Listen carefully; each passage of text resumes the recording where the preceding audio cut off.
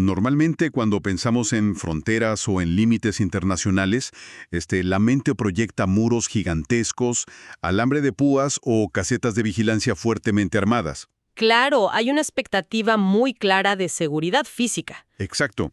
Es decir, uno espera una barrera que detenga balas y vehículos, ¿no? Sí, sí. Esa es la concepción tradicional de la soberanía, una demarcación geográfica, digamos, respaldada por el monopolio de la fuerza militar. Pero luego entramos al mundo de la diplomacia en tiempos de guerra, y resulta que ese muro impenetrable puede ser simplemente, pues, pintura. Literalmente pintura. Literal, una línea de pintura blanca trazada sobre los adoquines de una plaza. Y al observar esto, uno se da cuenta de que la seguridad internacional y los acuerdos diplomáticos tienen una base que es bastante, abstracta y frágil. ¿Ah? Es una barrera psicológica que opera bajo el disfraz de una garantía internacional, pero que, en el fondo depende de un delicado equilibrio de intereses temporales. Y para arrancar este análisis a fondo, vamos a explorar precisamente cómo opera esa ilusión. Hoy nos sumergimos en la historia real detrás de Escarlata y Negro. Una narrativa monumental, por cierto. Sí, y meticulosamente documentada sobre la Roma ocupada durante la Segunda Guerra Mundial. Y bueno, la idea no es simplemente relatar un cuento de héroes y villanos, sino entender la mecánica detrás de este juego del gato y el ratón. Un juego peligrosísimo. Muy peligroso, entre el monseñor irlandés Hugh O'Flaherty y el coronel Herbert Kappler, el implacable jefe de la Gestapo en Roma. Y nuestra misión aquí es extraer lecciones muy concretas de ese enfrentamiento. Queremos analizar cómo funciona realmente la neutralidad de un Estado microterritorial como lo es el Vaticano. Sobre todo cuando amanece completamente rodeado de un ejército hostil, ¿no? Exacto. Y además exploraremos cómo la sociedad civil logra organizar una red de resistencia superestructurada operando bajo, la vigilancia extrema del régimen de ocupación. Bien, vamos a desmenuzar esto. Todo arranca en el momento en que las tropas alemanas toman el control militar y absoluto de Roma. El coronel Kappler y el general Helm acuden al Vaticano para presentar sus respetos al Papa. Sí, y durante esta reunión lanzan una promesa diplomática. Ajá. Garantizan que la neutralidad de la Iglesia será respetada. Entre comillas, respetada. Exacto, porque Kappler impone una condición física. Ordena que se trace una gruesa línea blanca en el suelo de la Plaza de San Pedro. El pretexto oficial es delimitar el territorio soberano para evitar que las patrullas alemanas lo crucen por accidente. Lo fascinante de esto es cómo esa simple raya en el suelo encapsula siglos de teoría de relaciones internacionales. O sea, ¿cómo? Bueno, Kappler argumenta que la línea es para proteger a la Santa Sede, pero operativamente es una estrategia de contención. Claro, es una declaración de poder. Sí, es un mensaje que dice que nosotros dominamos el mundo exterior y la autoridad del Vaticano termina exactamente donde empieza esta pintura. Y aquí surge un dilema mayúsculo para el Papa, muy enraizado en la realpolitik. Híjole, sí, es que él debe decidir si su responsabilidad principal es asegurar la supervivencia milenaria de la institución a largo plazo, tolerando el insulto de la línea blanca, o si debe confrontar directamente a los nazis por la crisis humanitaria que ocurre, a escasos metros de su ventana. Si lo pensamos bien, es como cuando uno juega en el patio de la escuela y traza una raya con gis en el cemento, diciendo, este es mi base, aquí no me tocas. Tal cual. La diferencia absurda es que de un lado del GIS hay tanques Panzer y batallones de la Gestapo, y del otro lado hay arte renacentista, pergaminos antiguos y la Guardia Suiza con alabardas. Sí, es una simetría total. Entonces surge la duda, ¿cómo es que el Papa acepta estas condiciones en lugar de denunciarlos abiertamente? Pues porque el Estado Vaticano carece de poder militar disuasorio. El Papa calcula que una denuncia frontal provocaría, la invasión inmediata de San Pedro. Y eso destruiría la única zona segura que quedaba en la ciudad, por pequeña que fuera. Exacto. Busca no darle a Berlín ninguna excusa legal o de relaciones públicas para romper el Tratado de Letrán. Así que mantiene una postura oficial neutral para preservar la infraestructura de la Iglesia. Y ahí es donde entra un choque tremendo de visiones, porque Monseñor O'Flaherty, que trabaja dentro del Vaticano, ve las cosas desde una urgencia absoluta. Sí, él tiene otra perspectiva completamente distinta. Para O'Flaherty, esa diplomacia abstracta y a largo plazo pierde sentido si afuera hay miles de prisioneros de guerra, refugiados y miembros de la comunidad judía que, pues, van a ser ejecutados mañana. Él decide ignorar la política oficial. Y mira, si conectamos esto con el panorama general, la decisión de O'Flaherty de operar al margen del protocolo nos muestra cómo nacen los movimientos de resistencia civil. ¿A qué te refieres exactamente? A que no surgen de una ideología romántica de película, nacen de la necesidad operativa de resolver problemas que el Estado formal ya no puede o simplemente no quiere atender. Claro.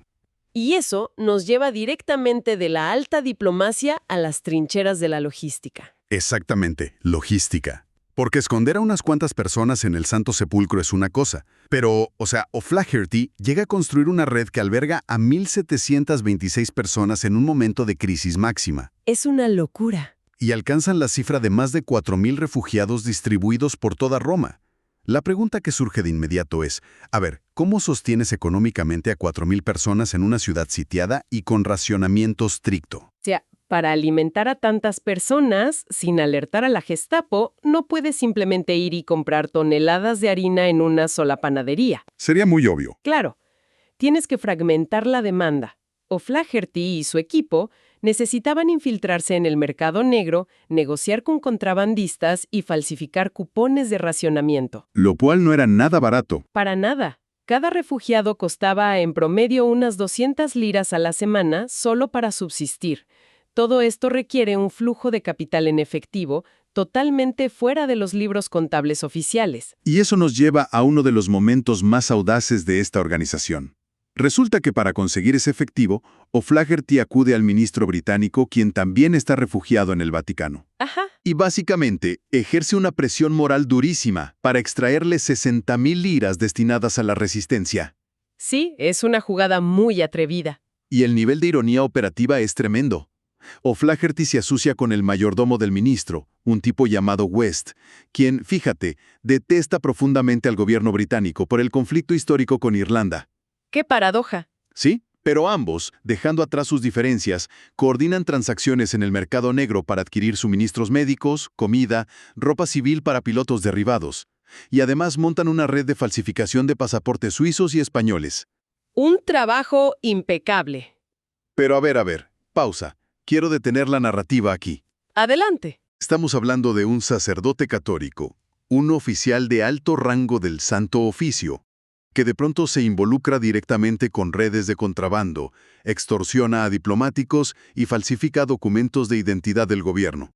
O sea, suena a una contradicción directa con cualquier código moral que se espera de él. Es que esa contradicción es el núcleo de la sociología en tiempos de crisis extrema. A ver, explícame eso.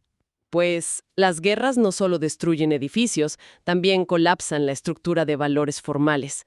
Cuando el marco legal de un país es controlado por una fuerza de ocupación totalitaria, la legalidad se convierte en una herramienta de opresión. Ah, claro. Las leyes dejan de ser justas. Exactamente. Entonces, para preservar la vida humana, los individuos se ven obligados a reorganizar su ética. O'Flaherty entiende que falsificar un documento dejó de ser un fraude y se convirtió en la única herramienta viable para evitar un asesinato. Adopta una moralidad de resultados sobre una moralidad de reglas. Así es. Y el nivel de seguridad operativa que tenían que mantener era brutal. Usaban códigos básicos, pero muy efectivos. Por ejemplo, O'Flaherty era conocido como Golf. ¿Sí? Francesca Lombardo, que fue una mujer fundamental en la red, operaba bajo el nombre de Malta. Y el padre Vittorio era Vicky. O'Flaherty podía salir del Vaticano disfrazado de basurero, de cartero o incluso de monja para entregar cosas. Es de película. Lo es. Y lo lograba en gran medida porque su pasaporte de Irlanda, al ser un país neutral, pues le otorgaba cierta inmunidad si era arrestado. Claro, pero hay que decir que esa inmunidad era un privilegio súper escaso. Quienes no poseían esa red de seguridad diplomática enfrentaban consecuencias fatales. Sí, y está el trágico caso del padre Morosini, un mensajero clave de la resistencia, y también del padre Vittorio. La Gestapo los intercepta. Y ahí no hay inmunidad que los salve. Ninguna.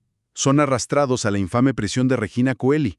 Y los interrogatorios de Kappler, Eran métodos sistemáticos de tortura que terminaban invariablemente en ejecuciones. Es muy fuerte. Es un balde de agua fría sobre cualquier idealización del espionaje. El riesgo era la muerte absoluta. Y este nivel de represión nos indica algo clave sobre el mando de Herbert Kappler. O sea, el hecho de que la Gestapo tuviera que recurrir a ejecuciones públicas de sacerdotes demuestra que la red de O'Flaherty sí estaba funcionando. Les estaba doliendo. Exacto. El control absoluto que el régimen nazi proyectaba tener sobre Roma estaba siendo saboteado diariamente por civiles y religiosos. Lo cual generaba una humillación política inmensa para Kappler ante sus superiores en Berlín. Y esa frustración es lo que lleva a Kappler a cambiar de táctica y apuntar hacia un blanco todavía más vulnerable. Aquí es donde presenciamos un nivel de extorsión institucional que hiela la sangre. Kappler convoca a los líderes de la comunidad judía romana. Les dice que, a diferencia del resto de Europa, no habrá deportaciones ni detenciones. Qué cínico. Demasiado. Asegura que los rumores de los campos de exterminio son mera propaganda aliada. Pero la seguridad tiene un precio. Les exige 1.000.000 de liras y 100 libras de oro puro entregados en un plazo de 36 horas. Es una barbaridad. Ahora, si analizamos esto con detenimiento, Kappler tiene el control militar total de la ciudad. Sus soldados están armados en cada esquina. ¿Por qué montar este teatro diplomático pidiendo oro a cambio de seguridad? Es una excelente pregunta. O sea, ¿por qué no simplemente confiscar los bienes mediante la fuerza desde el primer instante? Pareciera operar bajo la lógica del crimen organizado cuando cobra derecho de piso. Y esto plantea una pregunta bien importante sobre los mecanismos de control social bajo un régimen autoritario. O sea, si Kappler utiliza la violencia masiva e inmediata, genera pánico. Y el pánico produce revueltas desesperadas. Exactamente. Y controlar un motín masivo en Roma requeriría tropas que el ejército alemán simplemente no podía desviar del frente de batalla en ese momento. Claro, estaban ocupados peleando la guerra. Apaciguamiento psicológico. Al plantear un intercambio transaccional, Kappler les da una falsa sensación de control y de esperanza. Y así neutraliza la resistencia armada. Tal cual. Les hace creer que la obediencia garantiza la supervivencia. Es pura ingeniería social diseñada para desarmarlos financieramente y paralizar a toda la comunidad. Y la tragedia es que la resistencia, liderada en parte por O'Flaherty, se moviliza a contrarreloj, funden anillos, reliquias de familias y logran entregar las 100 libras de oro en las oficinas de la Gestapo antes del límite. Cumplen su parte del supuesto trato. Sí, su parte del trato internacional. Sin embargo, pues las garantías de un régimen totalitario valen lo mismo que el aire. Poco después de recibir el pago, Kappler ordena las redadas masivas en el gueto judío. Las deportaciones ocurren de todos modos. Monopoliza la violencia y carece de restricciones éticas. Sí. El derecho internacional colapsa por completo cuando se enfrenta al pragmatismo del exterminio. Y aquí es donde se pone muy interesante, porque la balanza del poder nunca es estática. Ajá. De pronto, la maquinaria bélica da un giro. Las fuerzas aliadas rompen las defensas alemanas y logran un desembarco masivo en Anzio, a un paso de Roma. La invencibilidad militar nazi comienza a desmoronarse rápidamente, y el cazador, pues de pronto, se ve acorralado. Es un cambio radical. Kappler recibe comunicaciones directas y furiosas de Heinrich Himmler. La incapacidad de Kappler para capturar a O'Flaherty y desmantelar esta red de resistencia clerical se convierte en un símbolo inaceptable de debilidad para el Tercer Reich. Kappler pasa de ser el verdugo soberbio a ser un burócrata aterrado por su propio sistema. Claro, porque el colapso inminente de la ocupación nazi en Roma altera por completo la jerarquía del poder. Y mira, en las ciencias políticas, este es el momento crítico, la transición. La transición del poder. Sí, cuando la infraestructura legal y militar que sostiene a un perpetrador de pronto desaparece, ese individuo se enfrenta a las consecuencias de sus actos sin el escudo del Estado. Lo cual nos arrastra hacia un clímax narrativo y moral fascinante. Imaginen el escenario. Es de noche, en las ruinas del Coliseo romano, con las tropas aliadas a punto de tomar la ciudad, y la Gestapo preparando su huida. Kappler solicita una reunión clandestina con su mayor enemigo. Con el mismísimo Monseñor O'Flaherty. Así es, se encuentran cara a cara. Y Kappler le hace una solicitud que, raya en el delirio. Sabiendo que los partisanos italianos van a buscar venganza, le implora a O'Flaherty que utilice su red clandestina para sacar a su esposa e hijos de Roma y ponerlos a salvo en Suiza. Es un giro psicológico súper profundo. Sí, muy loco. Porque, o sea, durante años Kappler se dedicó a cazar y ejecutar a quienes usaban esa misma red. Ajá. Y ahora, ante el precipicio de la derrota, su instinto de supervivencia lo obliga a apelar exactamente a la estructura moral que pasó años intentando destruir. Le pide clemencia al hombre cuyos amigos él mismo mandó a torturar. Y O'Flaherty no esconde su rabia. Le recrimina en la cara haber convertido la ciudad en un matadero y haber torturado a sacerdotes inocentes. Le cuestiona con qué autoridad moral puede pedir ayuda ahora. Y la respuesta de Kappler, bueno, revela el vacío oscuro de su ideología. ¿Qué le dice? Sostiene que conceptos como Dios, la compasión y los valores universales son patrañas, que el mundo solo se divide entre quienes tienen el poder de someter y aquellos que son sometidos, y afirma no arrepentirse de nada. Y sin embargo exige que O'Flaherty actúe según los principios cristianos de la caridad para salvar a su familia. Si analizamos esto desde el ángulo de la ética posconflicto, nos encontramos frente al dilema absoluto. O sea, ¿cómo procesar la justicia frente a la barbarie? Es complicadísimo. Sí, porque si O'Flaherty rechaza salvar a la familia de Kappler, permite que inocentes sufran por los crímenes del padre, y de alguna forma adopta indirectamente la lógica despiadada del propio Kappler. Claro, se convierte en él. Pero si lo salva, debe movilizar recursos escasos, arriesgando a su propia gente, para beneficiar a la familia del hombre que ejecutó a sus compañeros. Es una prueba máxima a la consistencia de sus valores. Y la historia guarda la resolución de este encuentro para el final de la guerra. Durante los juicios por crímenes de lesa humanidad, los interrogadores militares le comunican a Herbert Kappler que su esposa y sus hijos lograron escapar mágicamente a Suiza y están a salvo. ¡Qué impacto! Y le exigen que revele quién organizó semejante operación de fuga en medio del caos. Kappler responde secamente que no lo sabe. Pero el registro histórico nos confirma la verdad. Hugh O'Flaherty. Hugh O'Flaherty usó la misma red de pasaportes falsos, la misma logística clandestina y las mismas rutas de escape que empleó para salvar a miles de judíos y aliados, para rescatar a la familia del líder de la Gestapo. Es una decisión que desmantela por completo la cosmovisión nazi. Kappler basó toda su vida en la idea de que la empatía era una debilidad, ¿no? Y que el poder brutal era la única verdad. O'Flaherty, al salvar a la familia de su verdugo, demostró que la convicción moral es una fuerza muy superior y mucho más perdurable que la violencia militar. Totalmente. Y las trayectorias posteriores de ambos hombres son muy elocuentes. O'Flaherty es condecorado internacionalmente, recibiendo incluso la Medalla Presidencial de la Libertad de Estados Unidos por haber salvado a más de 6,000 vidas durante la guerra. ¡Bien merecido! Herbert Kappler, como era de esperarse, es juzgado y condenado a cadena perpetua en una prisión militar en Italia. Pero el desarrollo verdaderamente revelador ocurre a nivel humano, años después de que los tribunales cerraran sus carpetas. Así es. Durante las largas décadas que Kappler permaneció encarcelado, completamente aislado del mundo que alguna vez intentó dominar, recibía la visita de una sola persona. ¿Solo una? Cada mes, año tras año, Monseñor O'Flaherty cruzaba las puertas de esa prisión para conversar con él. Fue un proceso lento y metódico de acompañamiento. Y el resultado histórico de esas visitas rompe todos los esquemas. En 1959, Herbert Kappler, el antiguo y despiadado comandante de las SS en Roma, decidió bautizarse en la fe católica. Y fue el propio O'Flaherty quien ofició ese bautismo. Así es. Lo cual nos demuestra que la resistencia civil profunda y sostenida no concluye cuando se firman los armisticios. Definitivamente. La red logística de O'Flaherty desarmó las capacidades militares de Kappler en las calles, pero su persistencia personal a lo largo de los años en esa celda logró desmantelar la estructura ideológica del régimen, pero dentro de la mente de un solo hombre. Entonces, ¿qué significa todo esto?